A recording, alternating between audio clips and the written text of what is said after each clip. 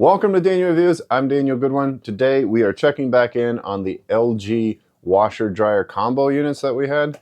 It's been not quite a year and I want to share a few lessons learned and what my impressions are almost a year later. Let's get into it. Alright, so I did a video not quite a year ago on the LG washer dryer combos. These are now pretty much every manufacturer has some sort of version of this on the market.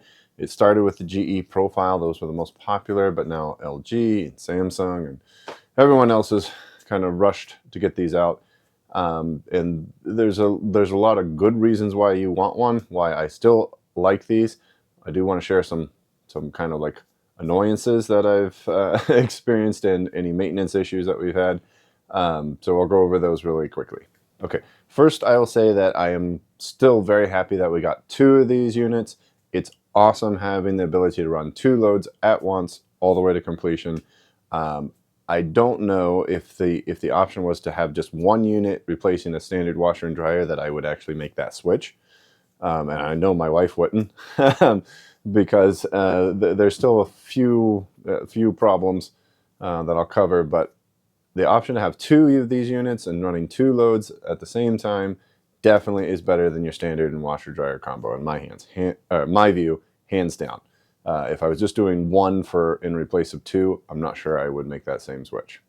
Annoyance number one is that, so this tray, which you put in the detergent, your softener, you also have a bleach container, which is this is really nice. I love this. You can fill this up. It's a pretty large reservoir. Actually, you can press this down and pull the whole thing out. It's pretty massive, you can see. So I love that. The app, it doesn't tell you when you run out though. The app does sometimes give you an alert, but honestly, it's been pretty hit or miss on whether that's accurate. So I do have to pretty much check almost every time, unless I know I've just recently refilled it. Just to see where it's at. So I do wish the notification of how full the reservoirs was better, because in my opinion it's not super reliable. Others may have better experiences, but mine was like, sometimes it tells me it's out, sometimes it doesn't, and sometimes it says it's out when it's still got plenty in it. So I just don't trust it. That's one small annoyance. All right, the biggest regular everyday thing that you have to do is to clean the lint trap. I covered that in the video, and you can see here, I'm just going to pull this off. It does collect a lot of, this is just from one run, a lot of lint in here. But what really caught us was this. So it looked fairly clean, and this one actually is not too bad, because we get out all of this lint and you know, any noticeable lint in here, and we thought we were good, but it was actually building up on the screen in a really fine fashion, and to the point that normally you should be able to see your fingers, your hand through here. It was on there so thick. It didn't look like it was on there so thick, but it was so thick that you couldn't really see your hands through it. So that was really important. So it looked like, the lint trap's fairly clean. Why is it not drying well? Why is it not, all those things? Well, it's probably because this lint trap is actually clogged, even though it doesn't look like it is. We're just going to clean all of this out while we're here.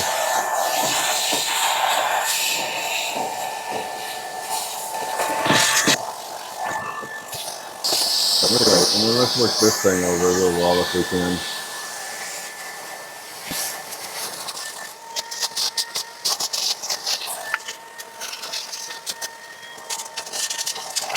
Okay, so you can see that made a difference just using the shop vac on it, clearing it out. It's at least I hope it'll come through. It's much clearer. But if you really want to get it clean, then you need to take it up to your sink, wash this out, and let it dry. I need to run a load, so I'm not going to do that right now, but that really does help a lot. You don't have to do it every time, obviously. That would be too much. But, definitely once a month, you probably want to take it up the stairs, or if you got a sink in your laundry room, and wash this out real good and make sure that it stays super clear. The next big maintenance item is clearing out this here. This just kind of pops out. There's a specific process. You do not want to just unscrew the filter first. You do want to take out this hose here with the clamp on it, and then you can pull this out gently, kind of work it out, and then you hold it down to start draining it. If you just unscrew the filter, all this water is going to go straight on the floor. So you definitely don't want to do that. This is the way you empty it first.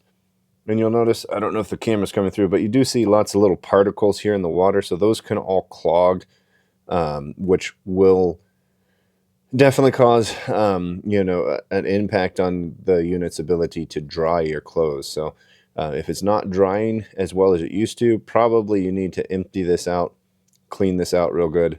Same like with the filter, and that's probably the source of your problem. You do need a nice shallow pan with plenty of space, because there's a good cup and a half, couple cups of water in here usually.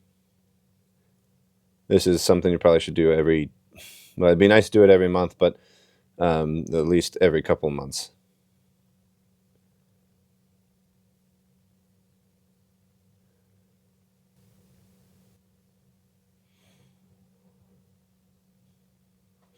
Okay, that's mostly done. Now that that's out, we'll just move this water out of the way, this tray of water.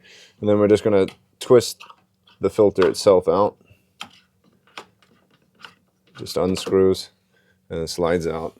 And you can see, well, maybe you can see, I don't know. You see that there's definitely a matter of nastiness about it. So get that all cleaned out. And then we'll probably try to clean out inside there in case there's anything caught in there. All right, so we got this all cleaned up. We took it up and kind of rinsed it out. It actually works a little better, as well as trying to suck it out with the shop vac. So hopefully this will definitely help improve drying performance. It certainly can't hurt. We just put the little door back on. It just kind of clicks in there and pops up. And we're good to go. Okay, so the big eye-opener for me was, of course, the filter. Was kind of used to the old school dryers where you pulled it out. As long as you got the big obvious stuff out, you're probably good, right? This filter here is a little more sensitive than that. Actually, it's a lot more sensitive than that. So it's not just about getting the big chunks out and putting it in and away you go. You really do need to make sure this is in good shape. You can buy replacements, but honestly, you can clean this up great in the sink. If you wanted, you can maybe buy one replacement and just kind of swap it out in case you need to run while the filter is drying. So you could definitely do that. From an energy use perspective, I'm still very, very impressed with these units. So obviously, I think I covered in the original video, the big reason I switched to these was because they have a heat pump, which is very efficient. They're 110 volt, less than 1500 watt heat pumps. So they're ventless. You don't have to worry about venting to the outside, which is honestly kind of convenient. I think those are always kind of dangerous. Well, I shouldn't say dangerous, but you have to make sure that vent always stays clear. They can be a fire hazard. They can be drafty if they're not well sealed. So all of those things, I never liked the whole vent concept on a dryer. Totally understood it, but I didn't like it. So when the ventless came along, I was like, I'm definitely interested in that. And I've been very pleased with it.